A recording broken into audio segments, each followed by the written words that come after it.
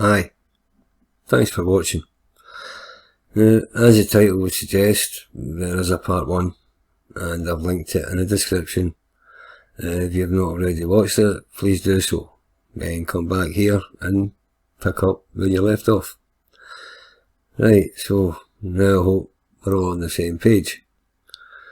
Now in part 1 I tried to explain why I don't think it was a mud flood, but rather the ground itself that reacted to what could be some intentional interference from below that affected the ground and not the buildings, like sound, resonance, frequency, vibration. I even showed what air can do in part 1, and I also showed how the mud settled evenly across the hills in Glasgow, right, and it's approximately 20 feet deep, and there's one floor exposed in a moat, and this is repeated in cities all across the earth. And I'll now show you how it's repeated even when it's flat. And where better to show you that than Manflatten. And we're begin down here to Central Park, just in front of the lake, where we have here the Dakota Building, which we'll be taking a closer look at. And it's one of the buildings that survived because there are so many that were destroyed. In fact, I'll show you some of them. The reason why I say the Dakota Building was very fortunate to have survived is because there were so many wonderful, amazing buildings that were destroyed. And I won't show them all, although it says there's 50 here. What I'm looking at is when they say these properties were built, right? But sometimes every picture tells a story. Right, so the old Metropolitan Opera House was built in 1883 near Times Square. It was first home of the Metropolitan Opera Company, but was demolished in 1967, and performances were right, okay, right. But what gets my attention here is this is a tram and there's nothing on the roof. As far as I'm aware, that's not how it works. Right, show what I mean. Right, so that's that car there. Right, there's nothing there on the roof. This is what I believe how it's supposed to work. Like there's a circuit, it completes a circuit. I think that's a direct current above. And I mean, I remember when I was a kid and the guys used to get a big hook and swing this round so it would face the other direction. So there's nothing there, and the same applies to these other trams here. And then I was wondering how it worked, and then that reminded me of a video I made a couple of years ago, and this was apparently Los Angeles, right? And I'll open it up and show you the picture, right? And what it says at the bottom here is in 1890, workers dig up abandoned cable car tracks on 2nd Street. Right, now, I've got an issue with that. If they're abandoned and they're getting ripped up, abandoned from where and when? And when you look at this image as well, I mean, like I say, Photoshop's been used since photography started, so I don't even know if these people are real or just been put into this image.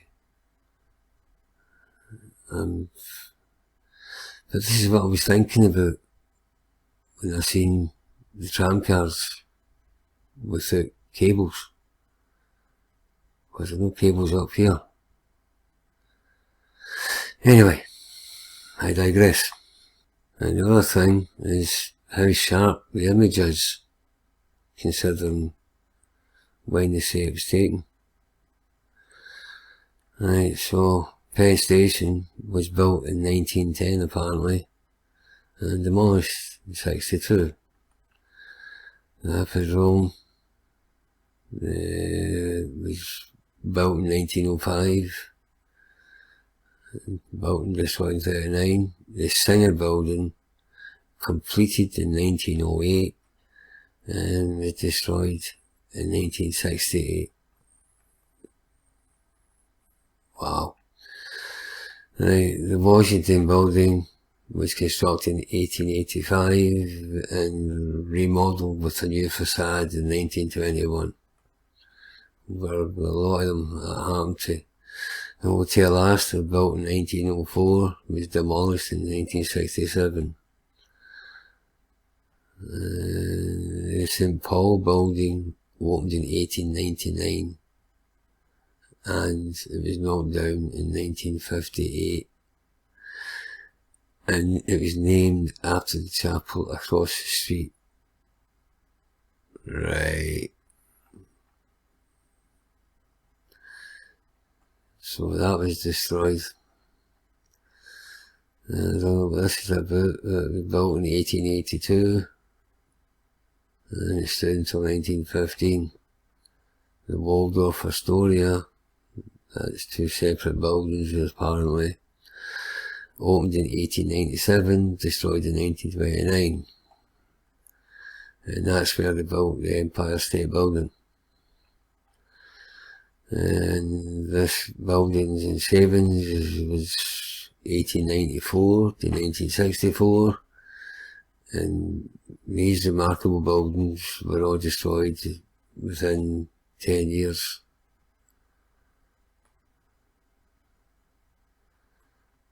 And then this other building, built in 1897, that not only stood for 13 years. Really?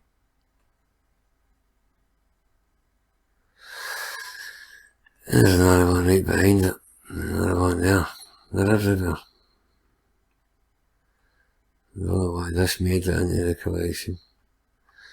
And this is erected in 1898 and it's converted to modern office buildings. And I wonder how many of them have survived. Like this construction began in 1881 to replace an older exchange, and it was demolished in 1957. So this is replacing a previous building, and it only lasted 60-something years. Really? Tammany Hall, headquarters of the Democratic Party, for decades. In 1830 that was built, apparently demolished in 1927. And I love this one. This home was built in 1884 at 68th and Madison Avenue for the President of the Metropolitan Museum of Art. It was destroyed in 1912. So this guy gets the job of the President of a museum and they build this. Who's buying that? What was he, a Mormon? Did he have 20 wives or something? And they've even been him a chapel. You can't buy that. Right. Oh, this here, the Victory Arch, apparently they say this is made of wood. It's clearly made of stone. And it's massive. And it was destroyed. And Madison Square Garden, that's way early. It was demolished in 1926. And another church, 1867, 1926, 1873, 1899, 1882, 1926, and that's an entire street probably been destroyed. The Triple Palace, no date for when it was built, but it was knocked down in 1940. That's just an old drawing. And that was 1870, 1912. And another building, and this was demolished to widen the street. It was built in 1895.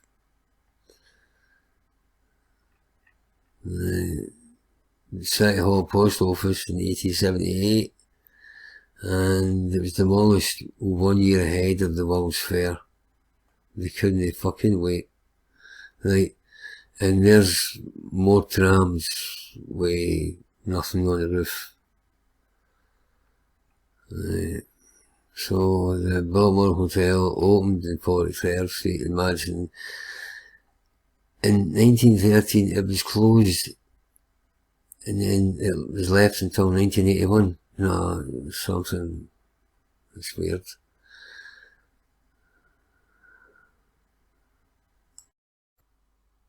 The Vanderbilt family claimed squatters' rights on a number of mansions on Fifth Avenue in the 1880s. And this one belonged to Cornelius Vanderbilt II, and it was the largest private residence ever stolen in Manhattan. And it is massive. It's still got lots of tech.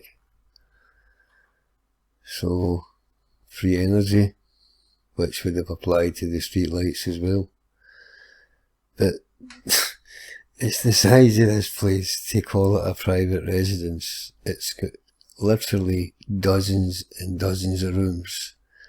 And for a comparison, which I'll show you shortly, this section here, this bit here, is the size of John Lennon's apartment, right, in the Dakota Building. Just that bit there. It's a 3-bedroom apartment, right? And look at the length of this place. So, it's also got the hallmarks of mud, fence around the perimeter, and this was probably built at the same time as the stairs were built across the moat. Right, have another look at this Cotton Exchange building, another one built in 1885. And this is in Navarro Flats, 1882. And this is an incredible large building as well, and it's in mud, and it's flat, everything's even, right, and this is a prison built in 1838. Now, to get your head around that, they're saying this was built like 20 years before the American Civil War, right? But they found out the foundation was weak. Aye, right. Now this was built for Senator William Clark. Built for him, right? 25-bedroom mansion. Right. First thing, there's the text been airbrushed. Or removed. I think airbrushed. And I think the president of the museum got a better deal than the senator. I mean, they built him a church and everything, for fuck's sake. Right. And this is the Astor House, built in 1836. And Abe Lincoln even slept here. It took 13 years to demolish it for some reason. And it is extremely big, great enough. But if it's such a glitzy place, why is there like, these are retail. That's what this is. Right. Oh, and there's another electric cab with no visible electricity. Right. Oh aye, that picture. Right, this is this cotton exchange. And it's really interesting. There's all the tech right on the edge of the roof. And when they say the cotton exchange was opened in 1880 or whatever, that's the date where they put this on the roof. They do that all over the world. They put dates on buildings, and that's when they were altered, or when something was added. And I guess that's when this was put up, to give it a date. Because it's like empty streets, this is the way it was inherited. There's a couple of things about this that stick out. Right, the first thing is these massive poles. Right, there's one either side. You can hardly see that one, but it's there. And there's a ladder to get to the actual light itself. But for health and safety reasons, it's up here, so you have to access it from a physical ladder to get you access to it. Right, and where I've seen that before was here in LA. Check this out. Right, this is the light, and this is where you would climb up to, and then I'll show you what happens. Right.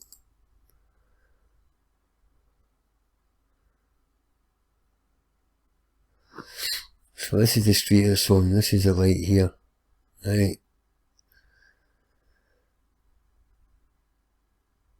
Back to the light. Right, that's there. Right. So this is the actual lights themselves. They don't look like light bulbs. In that section there, telescopes inside that other lower section. Right. So I think that's, well, proof of free energy. But they never knew how to use it. That was the thing. They found it and never knew how to switch it on. Or they did in some places. Alright, so something else. This is the archway they say was built of wood. Seriously? I'm not thinking so.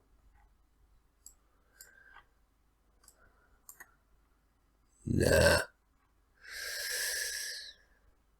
Nope. That's been there for a long time. Right. And there's a small phallic symbol just outside it. So, right. Right. Before we find out what they say about the Dakota Building, before we will look at the interior, we'll have a quick look at some exterior images. Most of them are undated, and this is pretty much showing you that it looks like it was built in the middle of a field.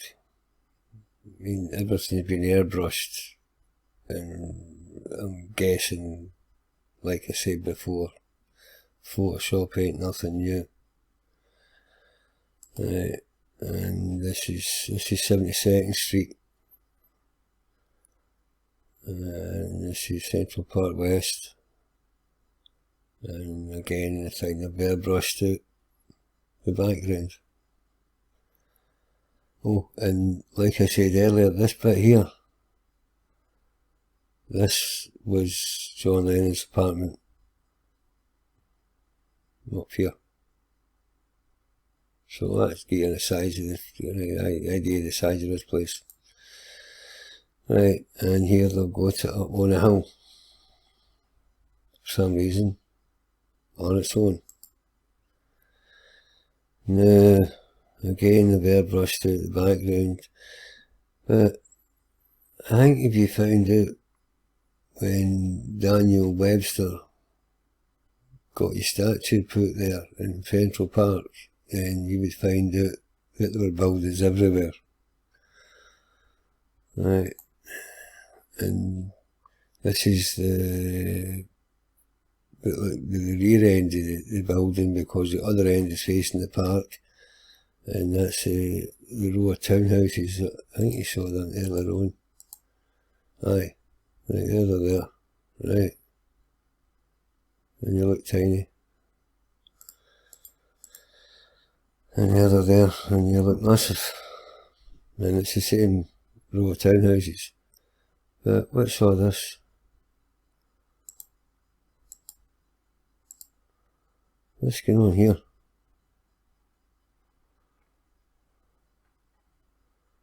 What's that all about? Right, and again it looks like it's up on a hill. This again, this is 72nd Street.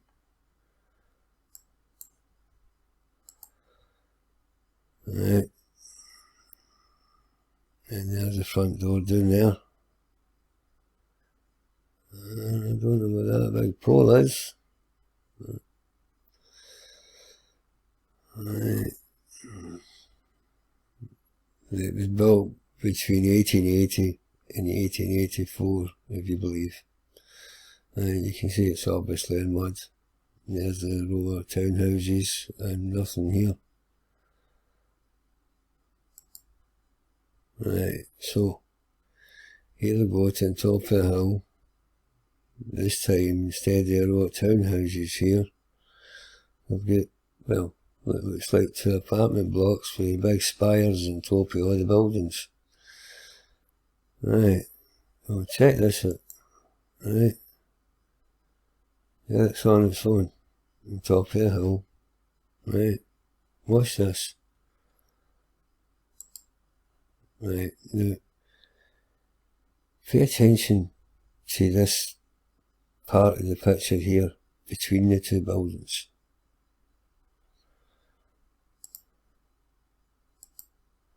Right, it's there, it's there.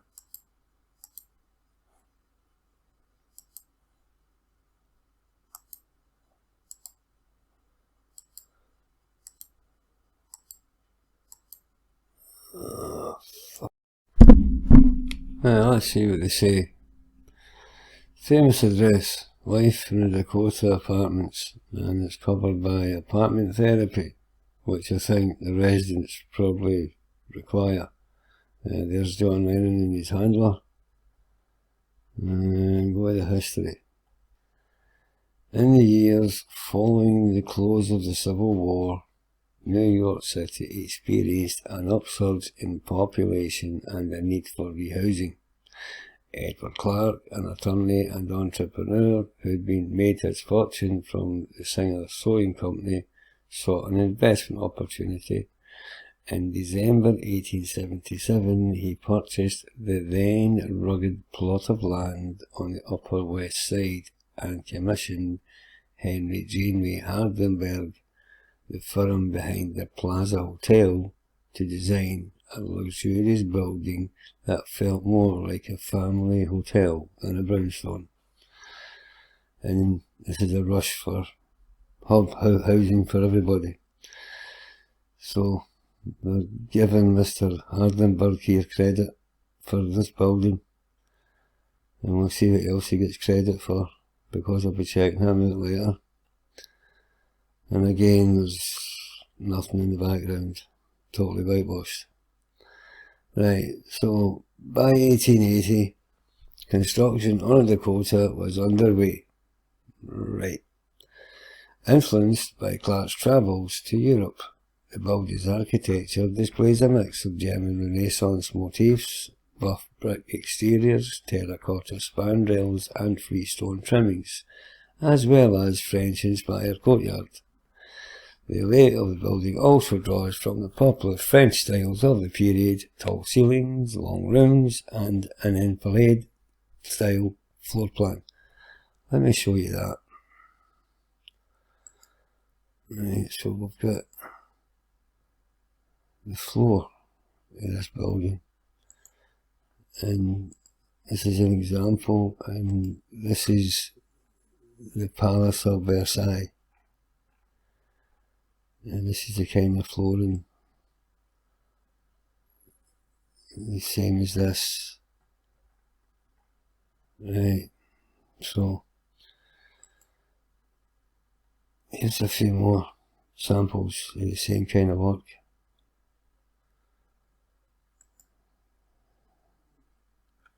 So I mean, this is an incredible amount of work. So whoever originally did building, they spent a lot of time just on the floors. So who were these people? I don't know. Right, so, right, and by the time the Dakota made his debut in 1884, the residence boasted a total of 65 suites, with between 4 to 20 rooms each, 8 elevators and 9 floors. Rooms, no two of which were alike, were outfitted in marble floors, rich mahogany woodwork and electric lighting, making it one of the first large-scale residences to offer such a provision. No surprise then that every single one of the Dakota suites was leased before the building even opened. Right, so they made it a landmark in 76. Right, and I'll give you a closer look at what this fence was like around the moat. Right, who's lived there? Long embraced by rich and famous celebrities including Judy Garland, Lauren Bacall, Rosemary Clooney, Leonard Bernstein, and most famously Yoko Ono and John Lennon. Lennon was murdered outside of the apartment gates in December 1980, and they've all called it Dakota home. I'm guessing apart from John Lennon. That being said, the Dakota is also one of the hardest co-ops to get into Manhattan. Celebs such as Cher, Madonna, Billy Joel, Carly Simon, and even Melanie Griffith and Antonio Banderas have all been rejected by the building's super selective board. Yoko Ono still lives in the Dakota and reportedly brings sushi to the building's annual potluck. Yay! Along with Maury Povich, Connie Chung, and singer Roberta Flack, who has listed her place at the famous address. Celebrities aside, the Dakota's current list of residents reads like a who's who of New York, filled with affluent entrepreneurs, real estate executives, and notable finance tycoons. The residence stays true to its upscale roots to this day. As of today, the Dakota offers a total of 94 units, most of which are occupied. However, there are currently 4 active listings in the building, ranging from a £12.5 million park-facing apartment with 3 bedrooms to a 730 square foot 1-bedroom apartment for almost $2 million on the 9th floor. I know you'll need much more than a famous name and hefty budget to get into this iconic address. Ogling the building's lavish rooms and architecture from a safe and non-judgmental distance doesn't cost a thing. Right, so let's go for some facts. Right, these are 15 facts. Crazy facts, apparently. Right, it's one of the most exclusive residencies. It mentions ghosts. And here are the facts. John Lennon was shot dead in front of the Dakota by a crazed fan. Well, we all know that. And Yoko still lives there, but apparently John Lennon's ghost told her, "Don't be afraid, I'm still with you." I wonder if he sang it or just said it. And when he was alive, he told his wife he'd seen a ghost. This is incredible. Architect Henry J. Hardenberg purposely avoided fire escapes by slathering mud from Central Park between the layers of brick flooring to fireproof and soundproof the building. Has anybody ever heard of that before? Because I certainly have not. That's a new one to me. Right. So, tenants are forbidden to throw away original doors and fireplace mantles. If tenants want to rid the apartment of these items, there is a special storage area. Aye, the basement. Right, so this was Lennon's apartment. This bit here. Right, and again there's nothing in the distance. But the strange thing is, when you look at this, the wires here are being passed here. They're not going towards this. The line is going across there to nothing. Right. Right, the original owner's former apartment has sterling silver floors, as you do. Singer sewing machine company founder Edward Clark commissioned the Dakota as a £1 million apartment building for 60 families, including his own. Clark, however, died in 1882, 2 years before the building was completed, so he never once stood on his silver floor. Right, according to legend, it gets its name from its far west location. People like to joke that it might as well have been built in the Dakotas, because this is them trying to portray that that area around Central Park was a wilderness, when absolutely totally wrong. There was buildings everywhere. Right. That's why you cannot trust old maps anymore. You can trust old photographs. Right. It has been a magnet for the rich and famous since it opened in 1884.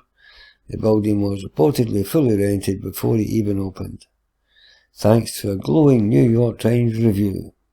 The Steinway family, of Steinway piano fame, was one of the Dakota's first residents. Though he died in 1883, Peter Tchaikovsky is said to have lived there. Then they put in brackets, perhaps he lived in it before its completion. Fuck. So, what we're getting told here is, in 1883, Tchaikovsky spent the last years of his life living or squatting in a building that was getting built. A building site. Wow. They just have left that out. What the fuck did they put that in for? Right. Actress Lauren Bacall owned a 9-room apartment for 53 years that recently sold for $23.5 million. Other notable residents have included author Harlan Coben, U2's Bono, Rex Reed, Jack Palance, Lillian Gish, Boris Karloff, Rosemary Clooney, Connie Chung, and Maury Povich. From 1884 to 1929, all 65 of the Dakota apartments, each with their reported 4 bathrooms, parlour and 7 quarters, remain spoken for. And this is the incredible building. I mean, I first looked at this and I thought, the blueprints for this must have been astonishing. Right. How hopefuls must submit years of financial statements and tax documents, go through a background check and pay a fee of over £1,000, dollars, and that'll be non-refundable after applicants complete the rigorous application process. The co-op can still deny them. Back in 2011, the co-op board was accused of bias and faced a defamation and racial discrimination lawsuit by a former board member who lived in the Dakota. Notable celebrities rejected by Dakota have included Melody Griffith, Antonio Banderas, Cher, Billy Joel, Madonna, Carly Simon, Alex Rodriguez, and Judd Apatow, and Tia Leone. Apartment 26 has been on the market for the past 8 years, and have dropped it from 19.5 million down to 14.5 million. Like I mentioned earlier, therapists are required. You might to consider going here. Right.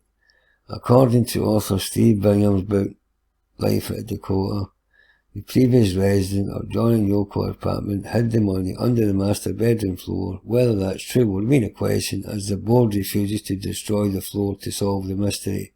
Well, I've showed you what the floors look like, so can you imagine picking that up to bury something and then put it back down again?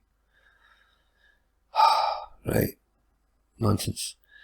And this is at the front door, and they say his boiler could heat every structure in a 4-block radius. It's got its own in-house power plant. And Leonard Bernstein's former apartment was the building's most expensive sale. Located on the second floor, the 4-bedroom, 4-bathroom apartment had a library, a formal dining room, a wood fireplace, kitchen and breakfast areas, the view of Central Park. It was listed at 25.5 million and sold for 21. Now, this is outside it, right? And I'm guessing at some stage this was free energy with this building, because they all had free energy. Right? Maybe I'll show you the fence. Right, so this here is Central Park West, and this is 72nd Street where the front door is. Right, and this is what's run the entire fence around the moat. And that's a close up of what it looks like. Not at all sinister. Right, so I'll show you what I think could have been free energy being used in the recent past.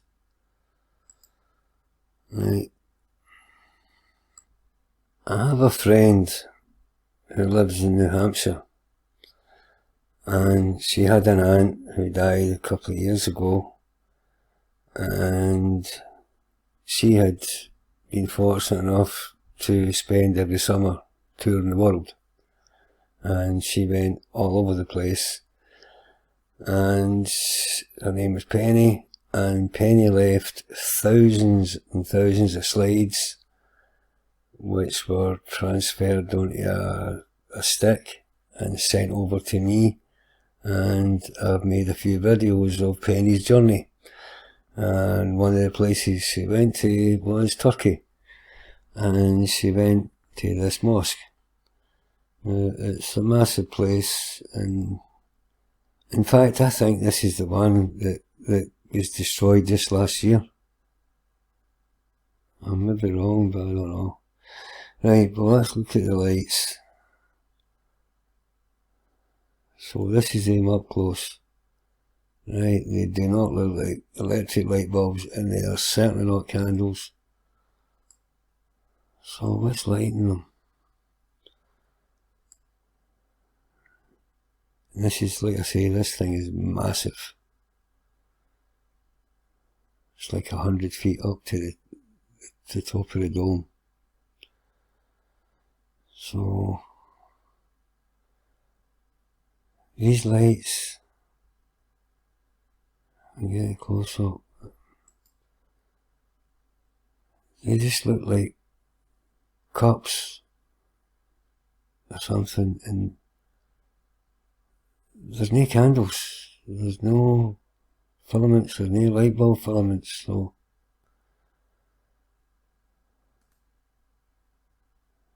what are they? What is that? Free energy? I don't know. When you look at this view of the building, you can only imagine how complex the blueprints must have been. And what they say is, from conception to completion took 4 years. I wonder how much of that time they'll allot to the blueprints and how many people helped the architect with the blueprints. So nothing fits. And if you go looking for blueprints, this is what you find. These are no blueprints, these are plans. They can be drawn retrospectively after the build. So there are no blueprints, and that is an architect's sketch. That's the nearest thing to an architect on this page. Now, this is blueprints, and they're quite important because they show you where the load bear walls are, where the partition walls are, where the cavity walls are, where the doors are, the plumbing, cables, everything is marked on these things, right down to the thickness of the glass on the windows. So they're quite important. And I went looking for them, and I'll show you the result. This is Royal Exchange Square. It's in Glasgow, and apparently it was built in 1778 for tobacco baron and slave trader William Cunningham, and the architect given the credit for it is David Hamilton, who was born in 1768, which means he was 10 years of age when this thing was kicked off. So that's the first lie. Now, I don't know why, this is Wellington, and I have no idea what his connection is with Scotland. And he's, to show disrespect for him, he's always got a traffic cone on his head. It's became a tradition. If it gets removed, it gets replaced. It's been happening for years. Right, so this is the front of the building on street level, right? And this is around the side, this is the moat, and this goes round 3 sides of the building. This is the back, and in behind where these stairs are, at one time there was a wine cellar which went under what is now a pedestrian precinct. So when I went to the building, I was talking to one of the tour guides who suggested that I go and make a Freedom of Information request, which I did. So I went round to the City Chambers, which is only 5 minutes away, and it was around 3:30 on the Friday.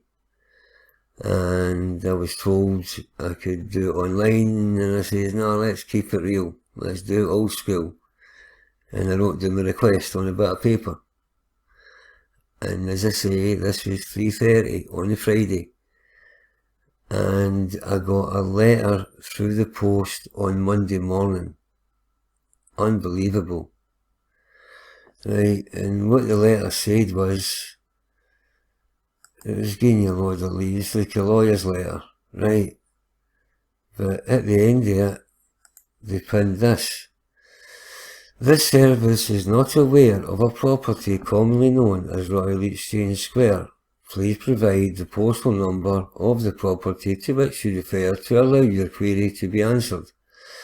Now, on the letter was also a phone number, so I phoned them twice a day and just came through to the answering machine. So after the second call on the Friday, I decided to send him an email, and I sent him a link to this, the Wikipedia page for Royal Exchange Square. and it's got a wee map and everything to show you where to find it. And again, this is 3:30 on the Friday, and they phoned me at 10:50 on the Monday morning, talking one load of nonsense, right? And I think I even sent him a copy of this, an old map with Roy Sage Square on it. So good luck looking for blueprints. Now we can have a wee peek inside. Now, like I say, this was John Lennon's apartment, this penthouse, right? And these are some images, apparently from his apartment. And I mean, it's unbelievable when you think how old this place is. Some of the rooms, they look as if you'd need to kick your shoes off before you walked in.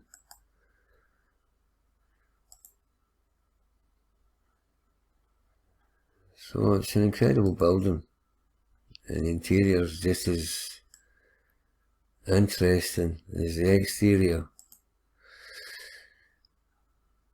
So there's other links with this building as well.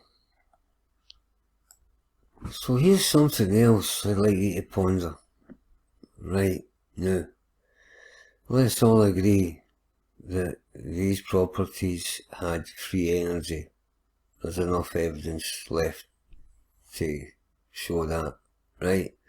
So, if they had free energy, that would suggest that they would have had central heating. Okay?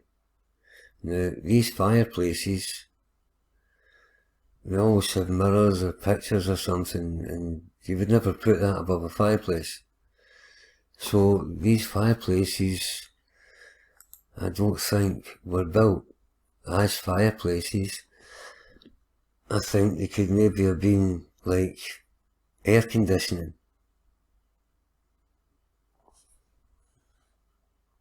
It just makes sense to me, because although we use them now for fires, that's not what they were designed for, I don't think, way back in the day. So, and they've all got a plate of block tin at the back of them as well. So, maybe that's good for something. I don't know. I just think, right, this is what we have. And these things are a fucking eyesore. So with the technology the people that built these properties had, then I would imagine they would have the know-how to set up air conditioning, right? So next, we'll be going to have a look at this guy. He gets credit for building this.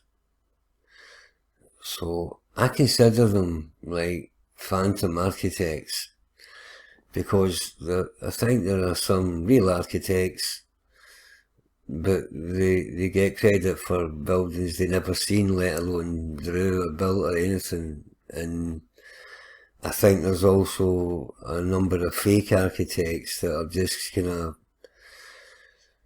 thrown into the tapestry of lies, right? So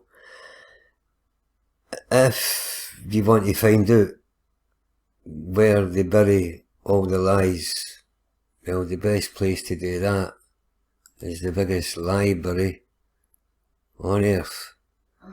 And Wikipedia very kindly keep all the lies in alphabetical and numerical order, which is really easy to use.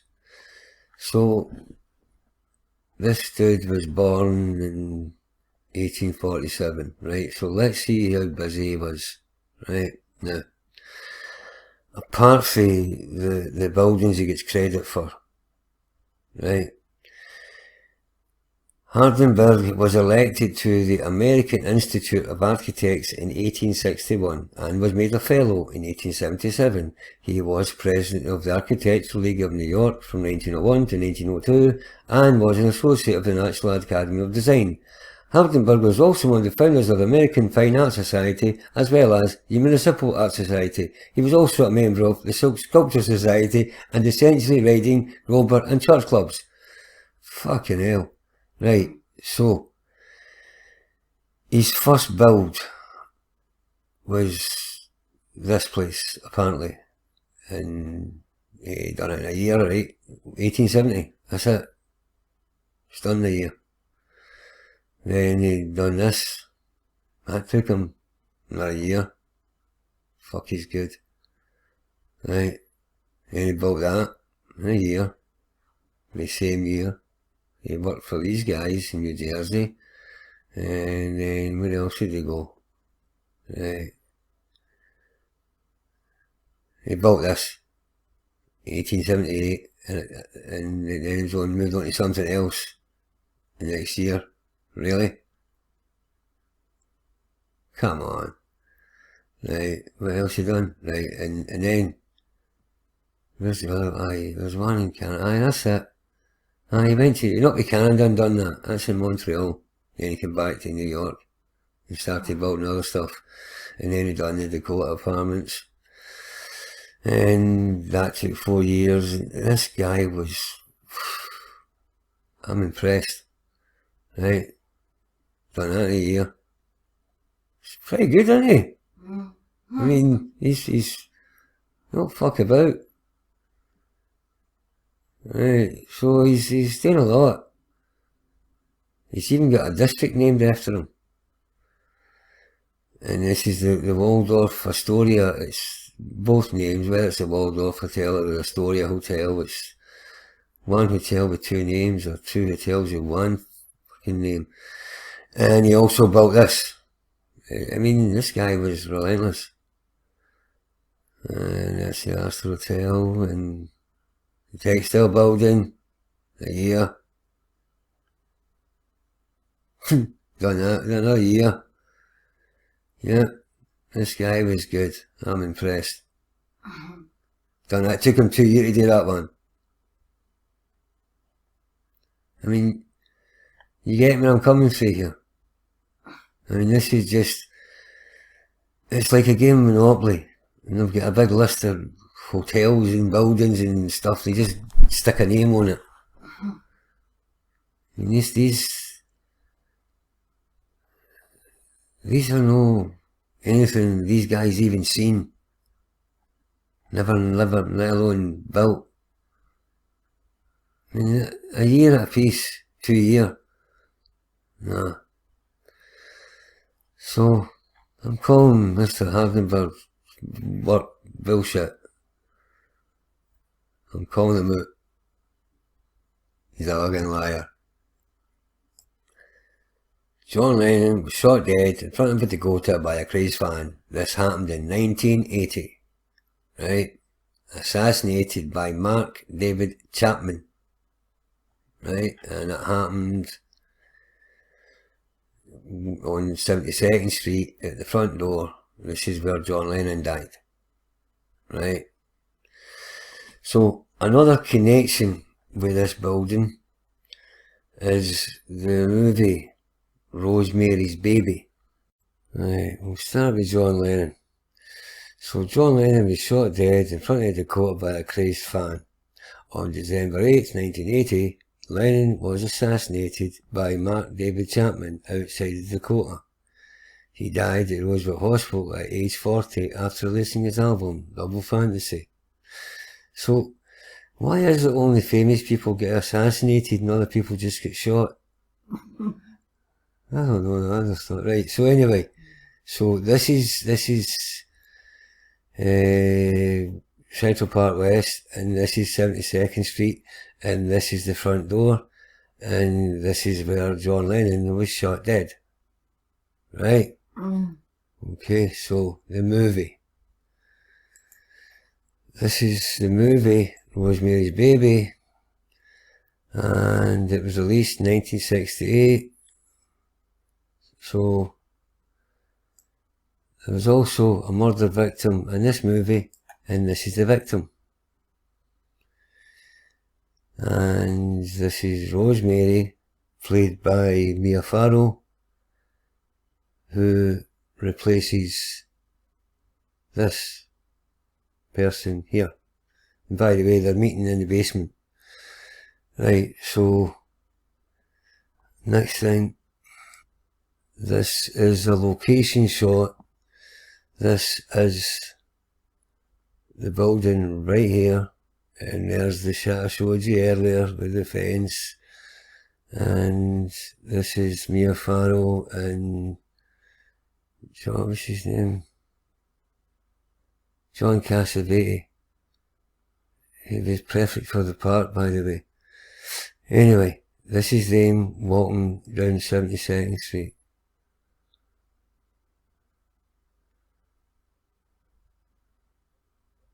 And just as they approach the front door, which is in here, there's the victim.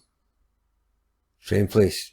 John Lennon was shot dead in 1980. There's no such thing as a coincidence. And here we get another one. Right. Now, the director of the movie was Roman Polanski, another fucking animal. And he wanted his wife, Sharon Tate, to get the lead role. And I think the producers never thought she was famous enough. If only they knew. Right, because... Right. Thank you. Right. The harrowing details of Sharon Tate's tragic murder still haunts us today. This gruesome story of the lives taken by the Manson family are not for the faint-hearted. And I will not be reading it, I'll be letting it play. You'll just pause it and you can read it yourself. But Sharon Tate was only 26 years old when she, along with her unborn child, 3 of her friends and a stranger with bad timing, were murdered. Right? So it's quite a famous story, I'm sure you've heard about it. And this is part of the cult. And the interesting thing is what it says down here. Right? So there's a grave marker. But it says, the bodies were found the next morning by Tate's housekeeper, Winifred Chapman. What's the chances? What's the chances that the Tate's housekeeper is called Winifred Chapman, and then in 1980, the guy that shoots John Lennon in the same spot where the victim, do you know what I mean? Nah, something there. Right. Another link with this movie. This is Rosemary wearing her maternity dress, and here's Kate wearing the same maternity dress when, what's that, Damien? No, that was, I don't know, the fucking devil child. Right. So, when he was born, she was wearing the same thing, right? And then, whoa, again, right? And the other link with this is red roses are code for adrenochrome. And here is a movie called Adrenochrome. And it's kind of set like in the 70s, like a classic horror flick, and you need to watch it to make up your own mind of what you think. But the storyline is, a young American veteran gets involved with a gang of Venice Beach psychos who are killing people to extract a psychedelic compound from their victims' adrenal glands. Right, and this was released in 2018. Right. They call it the genres fantasy, war, horror, action. They don't use the word fiction. Right. And I'll be making a video soon, and this will be the topic, and I'll show you some unfucking believable stuff. Well, thanks for watching. Please comment.